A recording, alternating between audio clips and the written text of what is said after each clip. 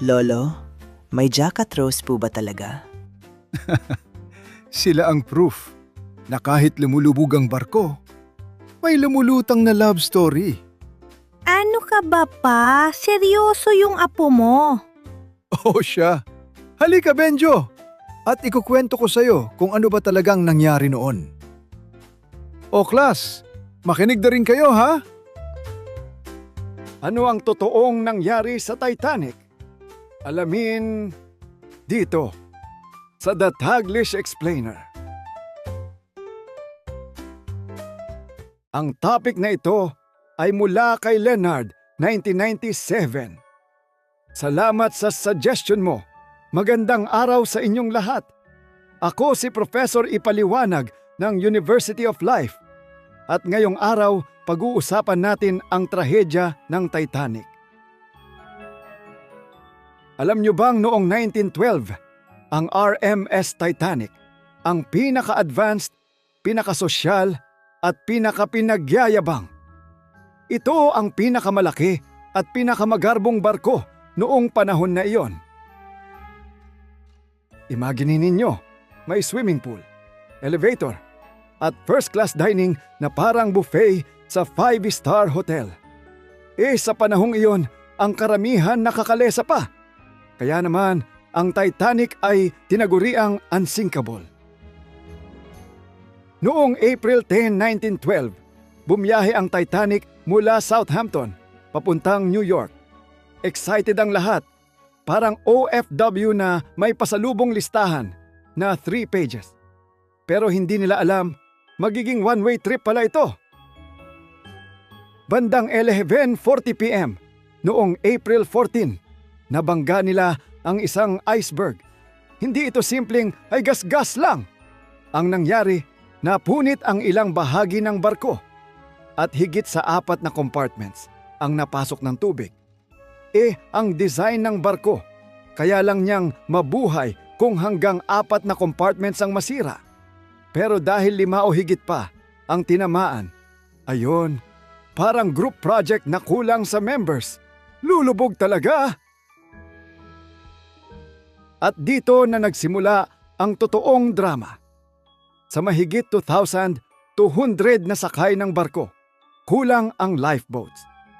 Imagine mo yon, parang may handaan ka pero kulang ang plato. Buhay ang nakataya, kaya maraming hindi nakasakay sa lifeboats. Resulta, mahigit 1,500 katao ang namatay sa paglubog ng Titanic noong bandang 2:20 a.m. ng April 15. Masakit isipin, hindi lang dahil sa banggaan, kundi dahil sa kakulangan ng paghahanda. Kabilang sa mga nasawi ay sina Captain Edward J. Smith na kapitan, si Thomas Andrews na naval architect, at si John Jacob Astor na sinasabing pinakamayamang pasahero nito, kasama ang mga katawan nila sa mga hindi na na-recover pa. At alam ba ninyo na mayroon ding isang grupo ng mga musikerong tumutugtog habang lumulubog ang Titanic para pakalmahin ang mga pasahero? Sa kasamaang palad, hindi rin sila nakaligtas. At take note, hindi agad dumating ang tulong. Sinasabing ang barkong SS Californian ay malapit lamang sa Titanic noong habang nag-e-evacuate ang mga pasahero. Ngunit hindi ito nakaresponde sa hininging tulong ng Titanic dahil walang naka-duty sa radyo nila. Lesson, kahit sa barko o sa relasyon, communication is key. Ang RMS Carpathia naman ay dumating halos 1.5 oras matapos lumubog ang Titanic. At ito ang nag-rescue sa mahigit 700 na survivors. Kabilang sa mga kilalang survivor ay sina Margaret Molly Brown na nakilala matapos niyang hindi matagumpay. Napilitin ng crew na bumalik ang lifeboat nila para maghanap ng iba pang survivor. Si Eva Hart, na 7 taong gulang lamang noon pero maraming inilahad na kwento tungkol sa trahedya sa kaniyang pagtanda. At ang nooy sanggol na si Milvina din, na nabuhay pa ng matagal na panahon hanggang sa pumanaw noong 2009 sa edad na 97 at nakilala bilang last living survivor. Ang paglubog ng Titanic din ang nagbigay daan sa mga pagbabago sa maritime regulations. Noong 1914, nilikha ang International Convention for the Safety of Life at Sea na nagtatakda ng minimum safety standards sa mga merchant ship. Dumaan ito sa iba't ibang version at hanggang ngayon ay sinusunod pa rin. Ngayon, dagdag trivia. Ang Titanic ay natagpuan lang noong 1985. Halos 73 years matapos itong lumubog 12,500 feet sa ilalim ng dagat. At alam nyo ba? Nahati pa ito sa dalawang bahagi. May bow! May stern! Parehong wasak! Kaya bakit hanggang ngayon sikat pa rin ang Titanic? Una, dahil sa laki ng trahedya, napakaraming buhay ang nawala. Pangalawa, dahil sa overconfidence.